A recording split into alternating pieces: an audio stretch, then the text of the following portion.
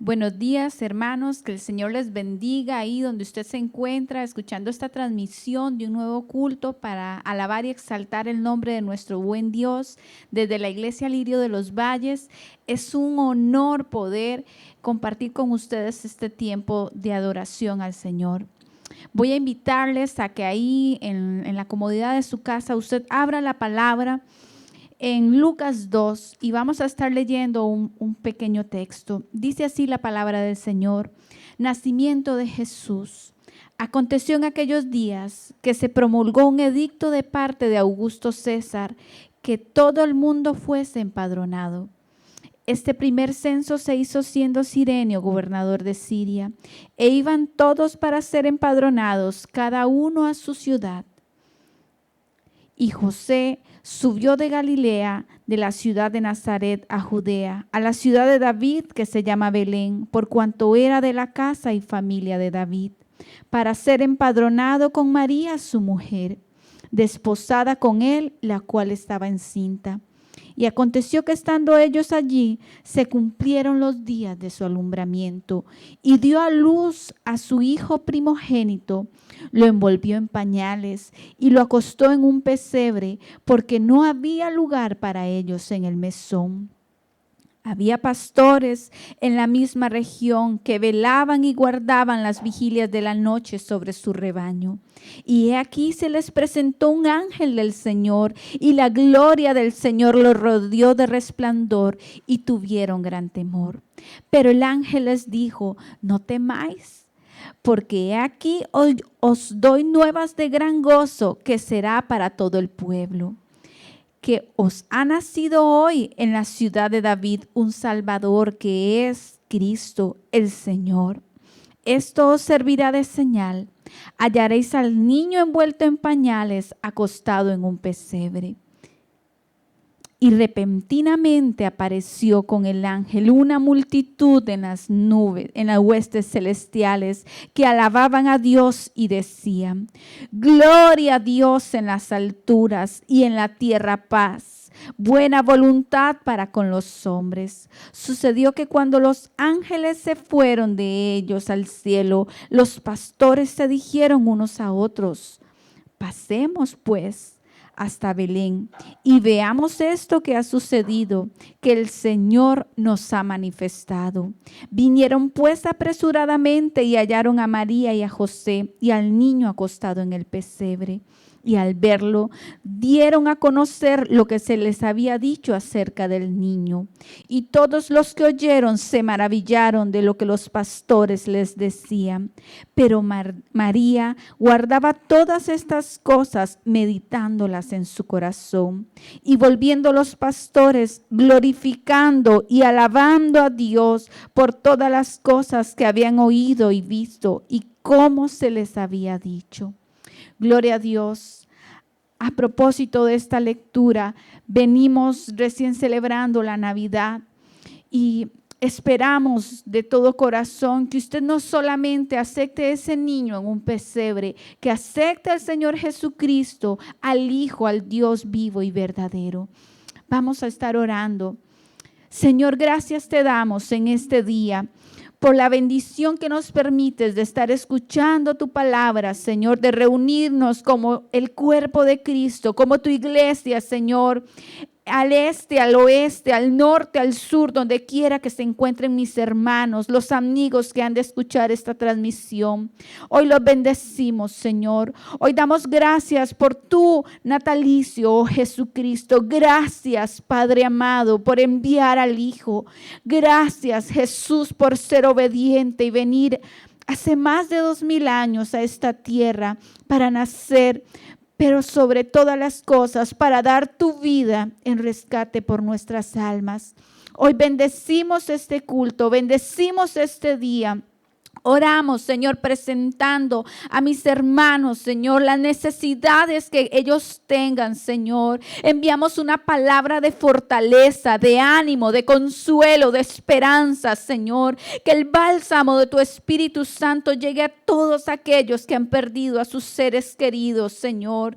Provee, Señor, para cada uno según sus necesidades. En el nombre de Jesús, recibe toda gloria y toda honra, porque solo tú la mereces, oh Dios amado. En el nombre de Jesús, gracias te damos.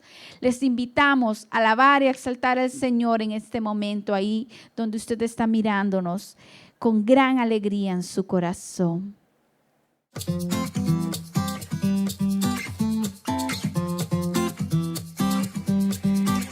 Me has enseñado a ver la vida en libertad, me has dado una nueva identidad, pues todo tú lo has cambiado, todo tú lo has cambiado. Tu amor quitó el temor, ahora tengo paz, ya no hay oscuridad, vivo en tu luz, pues todo tú lo has cambiado, todo tú lo has cambiado. Me diste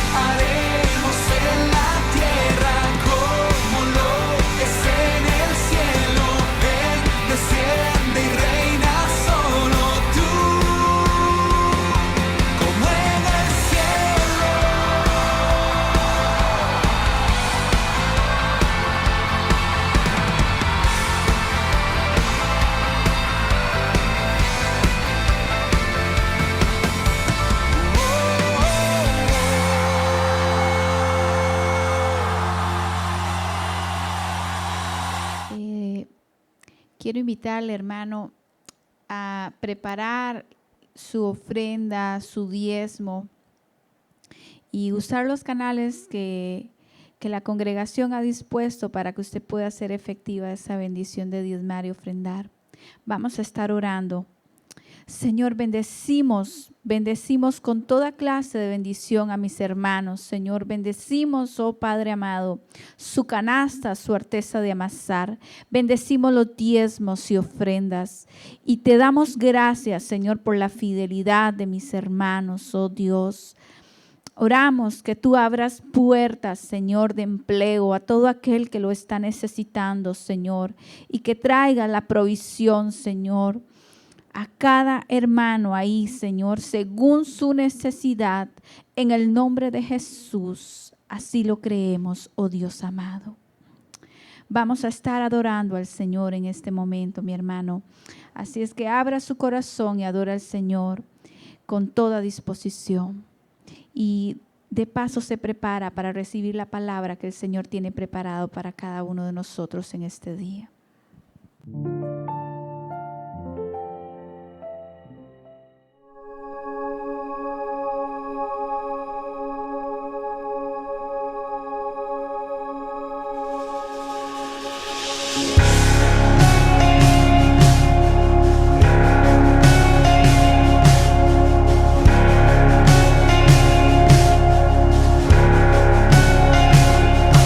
Asombrado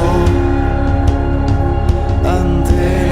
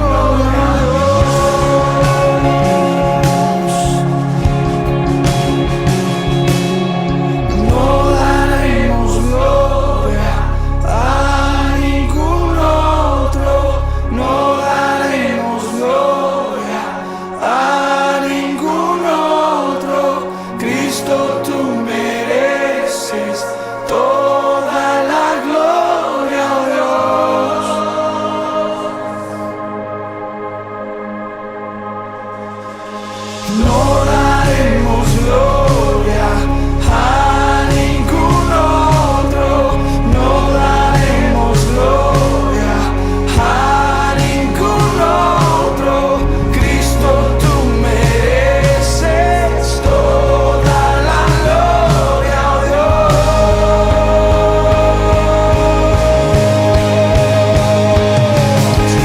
No daremos gloria a ningún otro, no daremos gloria a ningún otro. Cristo, tú mereces toda la gloria, oh Dios.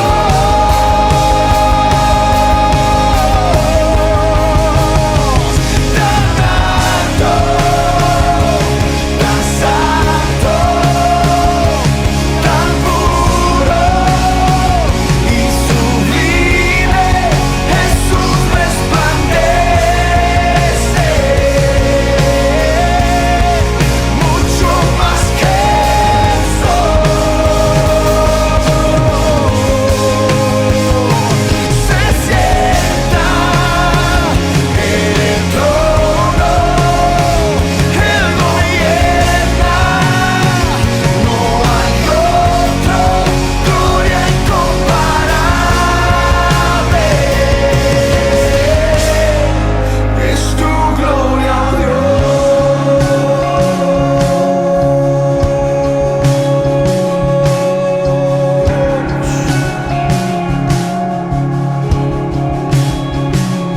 Humilde me postro, rendido, te adoro, mi vida es la ofrenda que puedo entregar.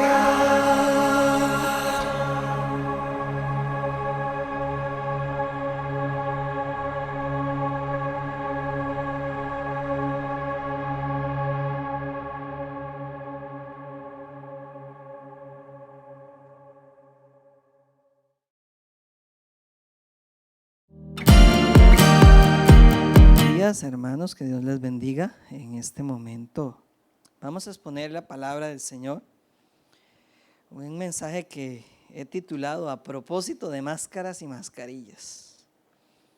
Hace unos días tuve un sueño en el que en el sueño yo invitaba a un amigo a la iglesia. Él había venido y ese amigo después decía: no, hombre, esa iglesia, ahí todos son hipócritas. Ahí en esa iglesia todos son lo mismo, la misma gente que era antes. Y como que había un coro de hombres que estaban en el mundo, que yo identifiqué como mundanos, que decían en ese momento: todos son hipócritas. En Lirio de los Valles, los hombres de Lirio de los Valles son unos hipócritas. Y me llamó mucho la atención que en ese momento, en el sueño, a mí se me enardeció en el corazón y yo le decía a ese hombre: definitivamente usted no fue a oír la palabra. Es más, yo le pregunto de lo que hablaron, del mensaje, y usted no me va a poder decir nada de lo que hablaron. Yo le pregunto a usted sobre lo que significaba el mensaje, si recibió la palabra de Cristo, y usted no va a saber porque usted le fue a poner atención a los hombres. Usted se fue a fijar en los hombres, y todos esos que se han fijado ahí se han fijado en los hombres, pero en este momento ninguno de ellos sabe que esos hombres han sido transformados, porque ustedes no le pusieron atención a la transformación, solo quisieron ver a los hombres. Luego me desperté. Inmediatamente vino a mi corazón esta reflexión: ¿cómo nos está viendo el mundo, la gente del mundo? Tanto ya sea como personas o como iglesia. Y hoy lo que quiero hablar, a propósito de todo esto que estamos pasando, es el significado del ser iglesia. ¿Quién soy yo como iglesia? ¿Cómo nos ven a nosotros como iglesia? ¿Cómo te ven a ti como iglesia? Es irónico que cuando le preguntan a las personas a cuál iglesia asiste o de cuál iglesia es, la gente generalmente piensa de la iglesia como el edificio y hablan de la denominación como si fuera la iglesia. Si a ti te preguntan de cuál iglesia eres, ¿qué responderías? Porque la respuesta que tienes que dar: yo soy de la iglesia de Cristo. Yo soy la iglesia de Cristo y asisto a un templo que se llama Lirio de los Valles o al que tú estés asistiendo, ya que estamos transmitiendo por la vía del internet. Pero ¿qué significa eso de yo soy iglesia? Número uno, el significado de la palabra iglesia proviene del griego, para los que estudian y para los que van a tomar apuntes, por favor. Esa palabra eclesia significa asamblea o convocatoria. O sea, la raíz de la palabra iglesia no se refiere a un edificio, sino que se refiere a un conjunto de personas. El significado de la palabra iglesia como cuerpo actualmente, como asamblea, es la asamblea que representa al cuerpo de Cristo. De ese cuerpo, Cristo es la cabeza.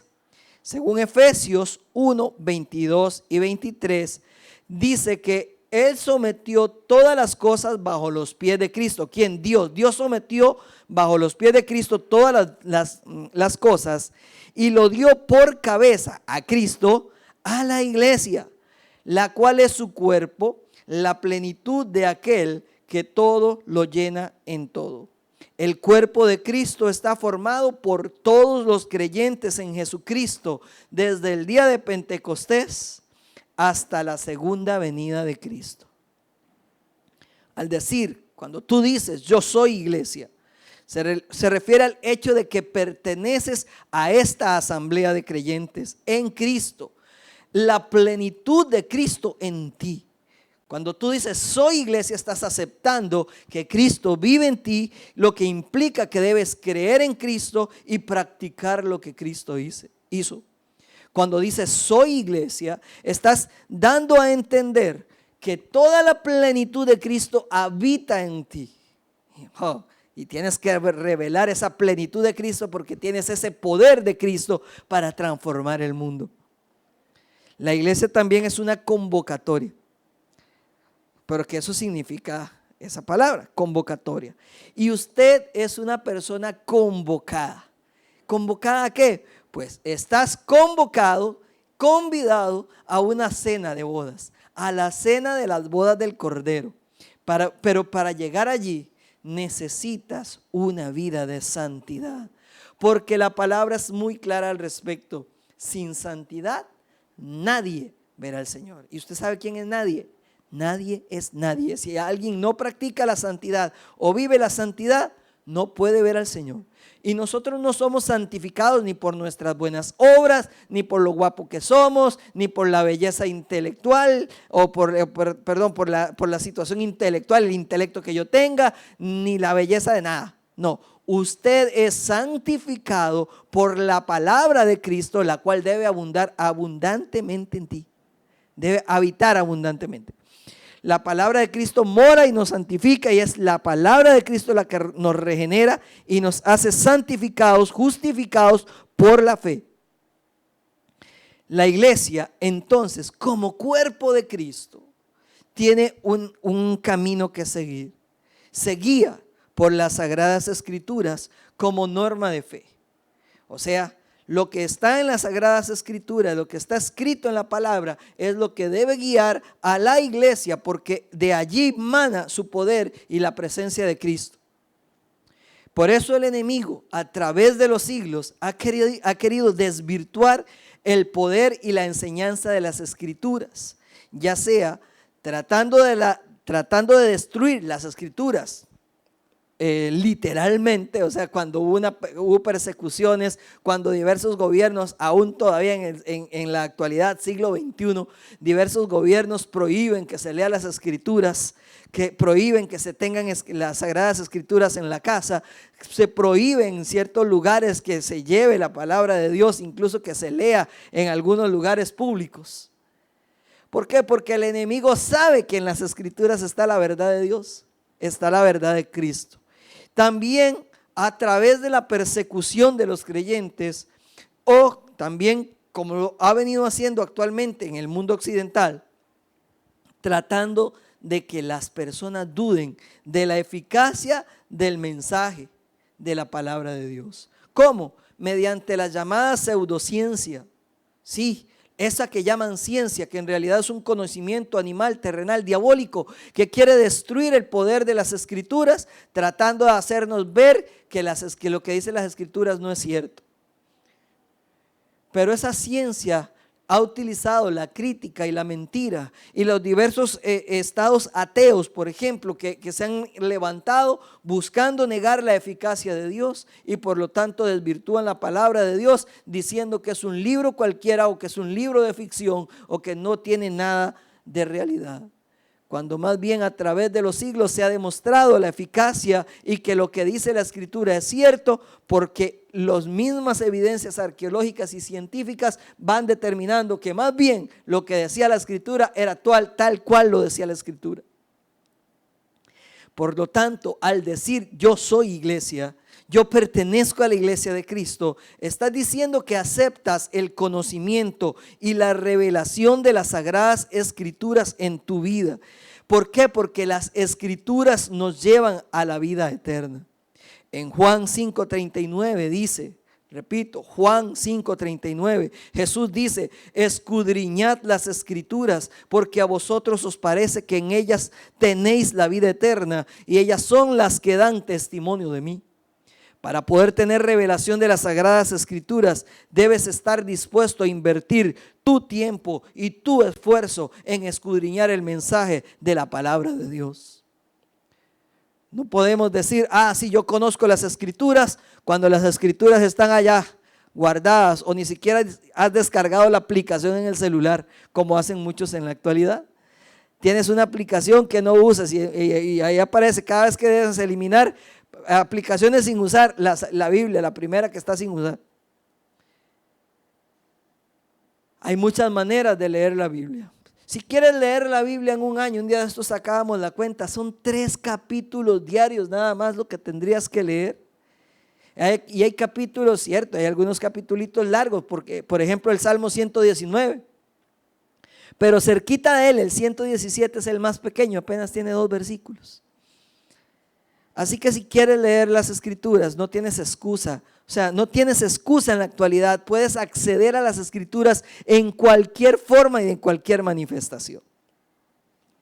Jesucristo no edificó un templo de manos de hombres. No, Él no vino a levantar iglesias de cemento, de piedra. Tampoco vino a levantar denominaciones. Él levantó una iglesia sobre una verdad. ¿Cuál era esa verdad? La verdad que había declarado Pedro aquel día diciendo, tú eres el Cristo, el Hijo del Dios viviente. En Mateo 16, el capítulo 16, versículos 17 y al 19, Jesús le dice, bienaventurado eres, Simón, hijo de Jonás, porque esta verdad que acabas de decir no te la reveló ni carne ni sangre, sino que te fue revelada por el Espíritu. Y yo te digo hoy, tú eres Pedro, tú eres una piedra pequeña, pero sobre la roca que acaba de salir de tu boca, sobre esa roca que acabas de declarar, fundaré mi iglesia, fundaré mi asamblea, fundaré la convocatoria de creyentes en mí. ¿Cuál revelación? Que tú eres el Hijo del Dios viviente. Esa es la revelación de las escrituras sobre la cual está fundada la iglesia. Creemos y confesamos que Jesús es el Cristo, el Hijo del Dios viviente. Sobre esa verdad, sobre esa iglesia de Cristo, el infierno mismo no ha tenido ningún poder.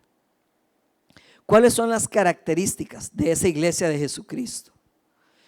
Tanto en la parte individual como colectiva, como iglesia, como colectivo de iglesia que somos, al ser todos miembros del cuerpo de Cristo, al ser entonces cada uno iglesia, pero en lo individual y cada uno iglesia en lo colectivo, tenemos una serie de características que yo quiero que usted repase en su casa con más detenimiento, porque ahorita el tiempo no nos daría. La iglesia de Cristo, primer característica. La iglesia de Cristo es una iglesia unida. Eso usted lo va a encontrar en Juan 17:20. La unidad de la fe se debe guardar en la medida que usted entienda que aunque hay gente que pueda creer diferente, que aunque hay gente que tiene características diferentes, todos creemos que Jesucristo es nuestro Redentor y nuestro Salvador. Esa es la base de la unión. Todos creemos que el amor nos une y que debe ser lo principal. Y no es porque debemos creer cosas distintas, que aquel en esto y aquel. No. Debemos creer en lo que la palabra de Dios dice, y por eso es que esa unidad se va a manifestar en el seguimiento de lo que dice la palabra de Dios como norma de guía. La iglesia se rige por normas de conducta moral y espiritual que están basadas principalmente en los dos mandamientos que dijo Jesús. El primer mandamiento: amarás al Señor tu Dios con todo tu corazón, con toda tu mente, con todas tus fuerzas. Y el segundo mandamiento, que es semejante: amarás a tu prójimo como a ti mismo. Esto también implica que la iglesia cristiana, a través de los años y a través de los siglos, también ha tenido como normas de conducta los 10 mandamientos que le fueron dejados a Israel en el desierto.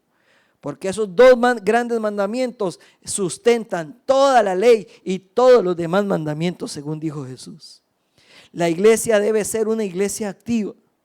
Significa que trabaja, que se mueve, que vive bajo la guianza del Espíritu Santo, siguiendo una misión y una visión. ¿Cuál es esa misión? Es ir. Es actividad, es levántese, no se quede, es vaya por todo el mundo y predique el evangelio. ¿Qué es el evangelio? Son las buenas noticias de Cristo. Usted como ente individual debe ir y predicar al vecino, al amigo, al hermano, al compañero, a la mamá, al papá, a los hijos. Ese es su mandamiento, esa es su misión. Y la visión es que todos deben llegar al conocimiento de Dios. Todos pueden alcanzar el conocimiento de Dios. Que no lo hayan alcanzado, que otros se nieguen, que otros renieguen, que otros persigan, que otros quieran hacerte daño, pues ese no es tu problema. Ahí es el problema de ellos con Dios. No es tu problema. Tu visión es tratar de alcanzar a todos. ¿Y cómo trato de alcanzar a todos? Pues alcanzando a uno por lo menos todos los días. La iglesia de Cristo es guiada por el Espíritu Santo. La iglesia tiene que tener claro que el Espíritu Santo debe ser una revelación diaria en la vida, y Él es el que te revela a Cristo. Él es el que te convence a ti y el que te dirige a ti. Él es el que te consuela. La iglesia persevera en la doctrina de los apóstoles, tal cual lo hacían al principio. ¿Qué es eso de la doctrina de los apóstoles? Pues es la sana doctrina. Es la doctrina donde usted entiende que los apóstoles tenían normas de conducta, normas espirituales, y que cada día, cuando tenían algún problema, buscaban la ayuda del Espíritu Santo, la unidad. Ponían en discusión los temas, buscaban a los líderes para escuchar qué es lo que ellos tenían que decirles al respecto. La iglesia de Cristo practica, no solo cree en la santidad, sino que practica la santidad. Primera de Corintios 1:2 dice Pablo, saludando a la iglesia, que está saludando a la iglesia de Dios que está en Corinto: a los santificados en Cristo Jesús, llamados a ser santos. ¿Con quiénes? Con todos los que en cualquier lugar invocan el nombre de nuestro Señor Jesucristo, Señor de ellos y nuestro. Usted está llamado a ser santo, y santo significa ser apartado, porque la iglesia de Cristo es diferente al mundo. No somos mundanos, ni vivimos conforme a las reglas del mundo, ni las normas del mundo, ni nos parecemos al mundo. La iglesia de Cristo, otra característica, es que practica las buenas obras. Efesios 2:10 dice: porque somos hechura suya. De nuevo, Efesios 2:10. Somos hechura suya, creados en Cristo Jesús para hacer buenas obras, las cuales Dios preparó de antemano para que anduviéramos en ellas. La iglesia entonces como ente individual, cada persona debe practicar buenas obras y como ente colectivo también debe ser vista por sus buenas obras. Entonces, ¿quieres saber si estás en la iglesia correcta? Mírate a ti mismo, estás haciendo buenas obras. Mira a tu colectividad, está haciendo buenas obras. De nuevo entonces, un resumen rapidito de lo que son las características hasta este momento de la iglesia. Es unida, se rige por normas de conducta moral y espiritual, se rige por las sagradas escrituras, es activa, es guiada por el Espíritu Santo, persevera en la doctrina de los apóstoles, practica la santidad y practica las buenas obras. Además, vela por las necesidades de los suyos. Esto usted lo puede encontrar en Hechos 4:34. Cuando dice que ellos tenían todas las cosas en común, pero cada vez que había un necesitado, dice que no había necesidad entre ellos, porque iban incluso y vendían hasta las propiedades para que nadie tuviera necesidad. Lo que sí no practica la iglesia como característica es que la iglesia no es idólatra. No tenemos ídolos, ni humanos, ni de yeso, ni de palo, ni de nada de eso. La iglesia no debe practicar idolatrías, no debe adorar imágenes. ¿Por qué? Porque todo eso está condenado en las Sagradas Escrituras. La iglesia no practica hechicerías, ni agorerías, ni adivinaciones, ni ninguna de estas cosas, porque todas esas cosas están prohibidas por la palabra de Dios. La iglesia no entra en ritos paganos, ni asimila ritos paganos para hacer, ay sí, qué bonito, ¿verdad? Vamos a parecernos más, porque aquello es chiva, porque aquello es carga, como decían antes, como dicen ahora, porque eso es heavy. La iglesia no se mete en actos sexuales de prostitución como parte del culto. Y por lo tanto, individualmente, la iglesia tampoco practica la fornicación ni el adulterio. ¿Qué es eso de la fornicación? Es tener relaciones sexuales antes de haber llegado al matrimonio.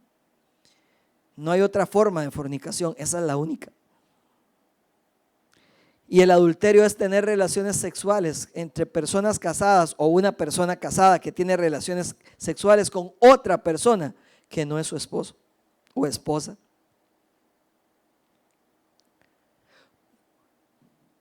Por estar conformada por seres humanos, la iglesia debe ser perfeccionada constantemente, continuamente. ¿Por quién? Por Cristo y por su Espíritu Santo.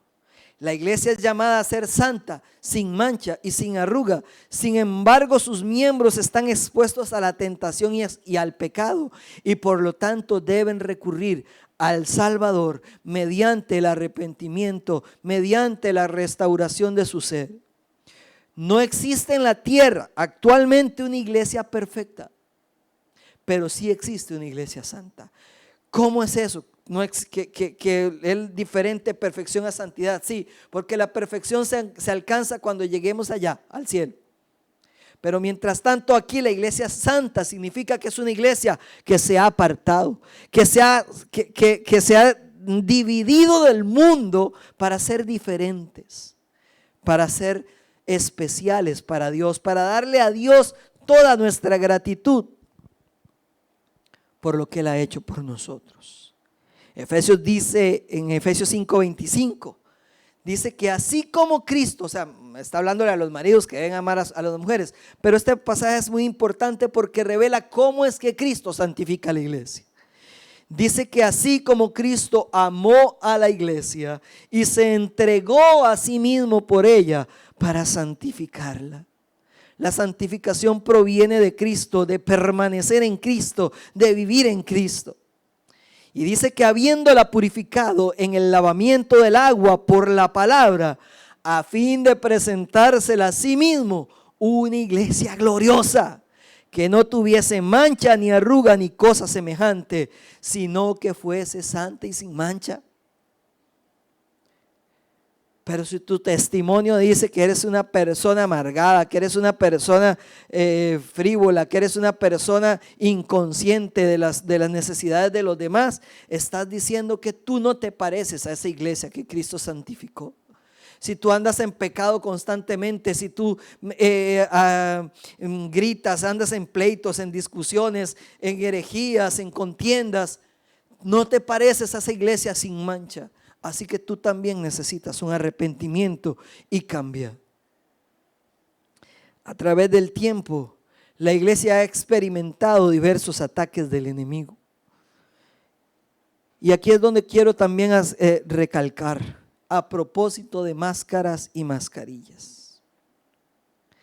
Como la iglesia está conformada por seres humanos imperfectos, propensos a fallar, dominados por diversas pasiones, apasionados por los ideales y a veces controlados por las emociones y muchas cosas más.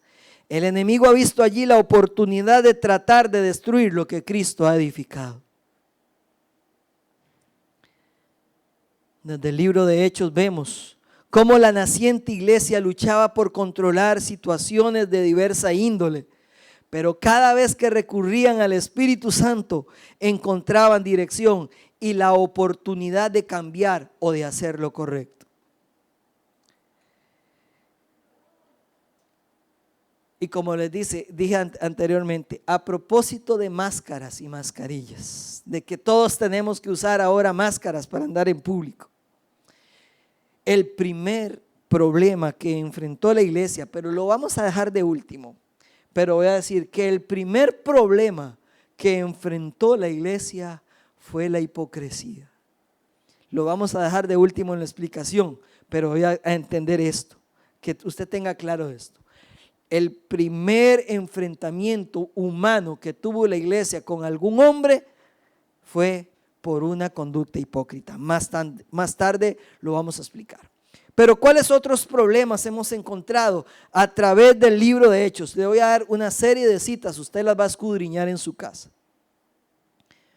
El segundo problema que vivió la iglesia fue un conflicto de tipo racista. ¿Cómo? ¿Hubo racismo en la iglesia? Sí, hubo racismo en la iglesia. Hechos 6:1 dice que los griegos se quejaron de la atención que recibían las viudas porque eran atendidas primero las viudas de los israelitas que las viudas de los griegos.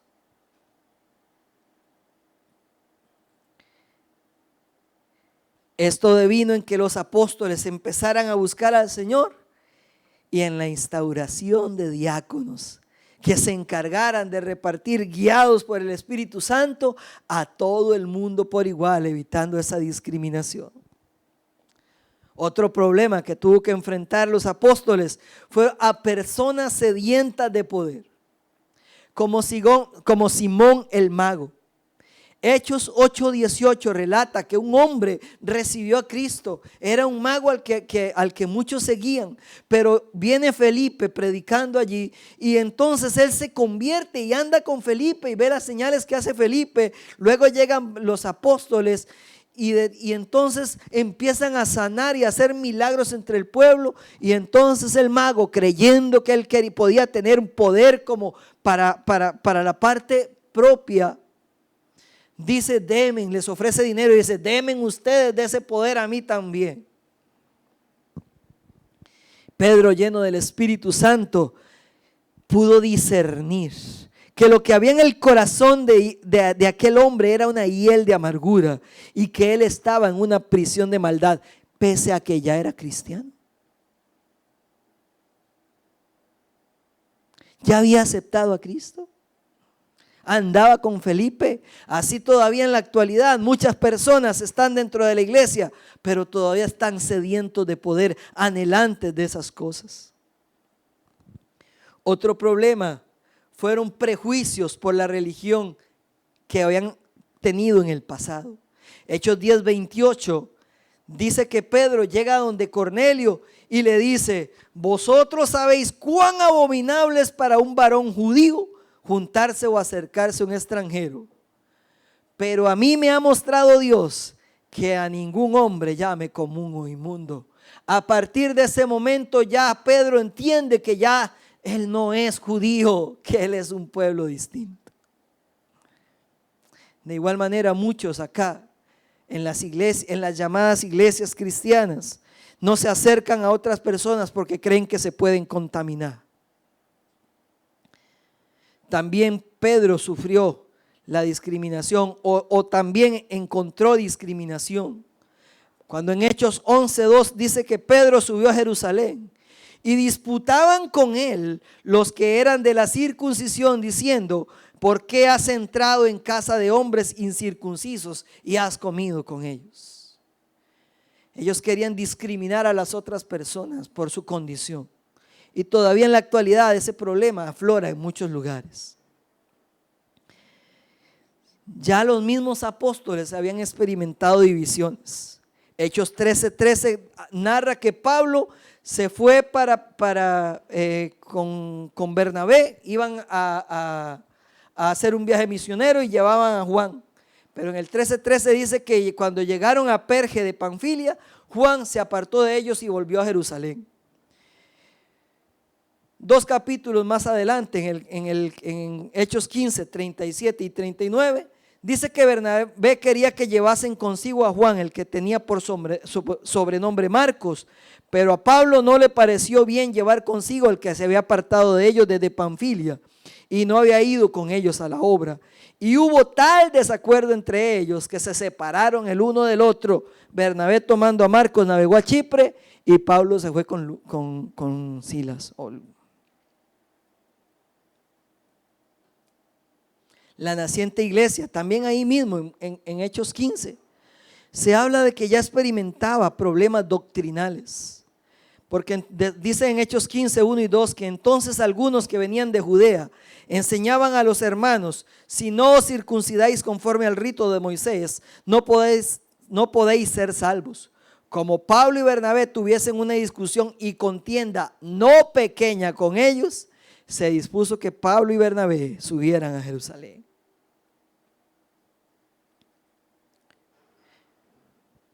Estos son solo algunos ejemplos, pero quiero ahondar nuevamente en el primero de ellos, el primer ejemplo que di.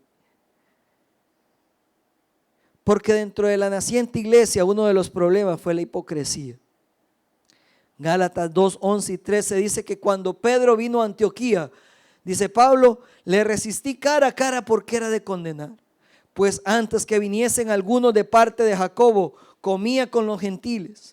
Pero después que vinieron se retraía y se apartaba porque tenía miedo de los de la circuncisión. Y en su simulación participaban también los otros judíos.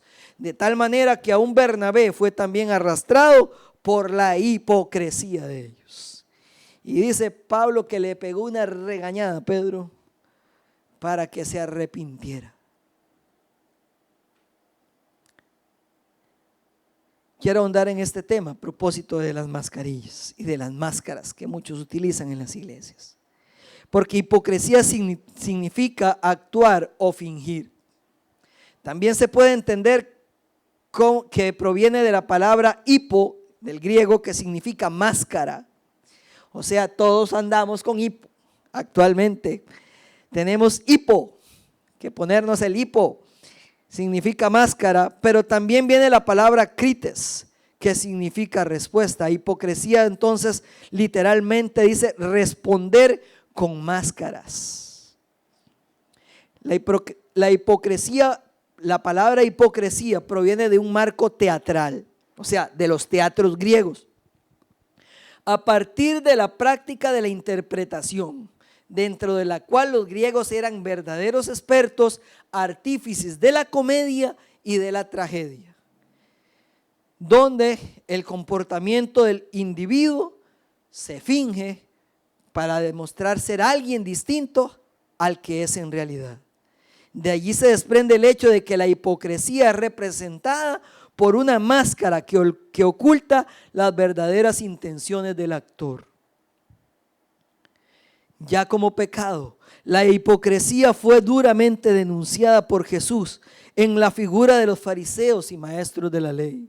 Jesús se los dijo tan claro: ay de vosotros, escribas y fariseos, hipócritas. Vuelvo al caso. En la naciente iglesia, el caso de Ananías y Zafira es el claro ejemplo de personas que intentaron engañar al Espíritu Santo mediante un fingimiento hipócrita y mojigato. En la lista que les acabo de dar, la hipocresía entonces es el primer pecado que aparece en la iglesia.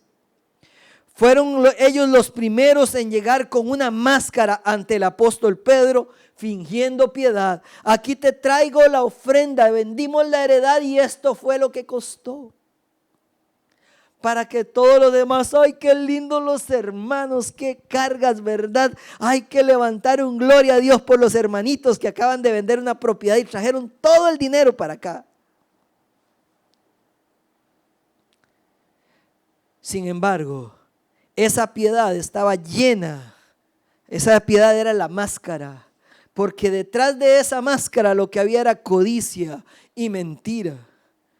Esos dos pecados van muy ligados a la hipocresía. En lo que terminaron ambos, cuando Pedro le dice, con que usted vendió la heredad en tanto, oiga, no necesitaba traer la plata aquí siquiera. Si usted la había vendido, era suya el dinero, pero ¿por qué vino a intentar engañar al Espíritu Santo? Y ahí cayó muerto Ananías. Y al ratito llega Zafira y le dice, con que ustedes vendieron la heredad en tanto. Y así la vendimos en tanto. Pues bien, como usted también se puso de acuerdo con su esposo para engañar al Espíritu Santo, los mismos que lo van a enterrar a él, ahora mismo vienen por enterrarlo a usted. Y ahí mismo cayó muerta también. Ninguna de las situaciones negativas de la naciente iglesia se quedó sin ser atendida oportunamente por los apóstoles. Todas estas cosas fueron denunciadas, fueron expuestas, fueron analizadas y fueron corregidas como medida para que nosotros también, la iglesia actual, respondamos en la misma medida bajo la dirección del Espíritu Santo. No es que empecemos a señalar hipócritas ni volvamos a ver a los hipócritas que hay, porque en definitiva muchos necesitamos al Espíritu Santo para que nos cambie, para que nos redima, para que también nos sea señalado nuestro pecado. Porque muchos de nosotros necesitamos cambiar. Pero Jesús dijo, primero fíjate en la viga que tienes en tu ojo para que veas la paja del de tu hermano.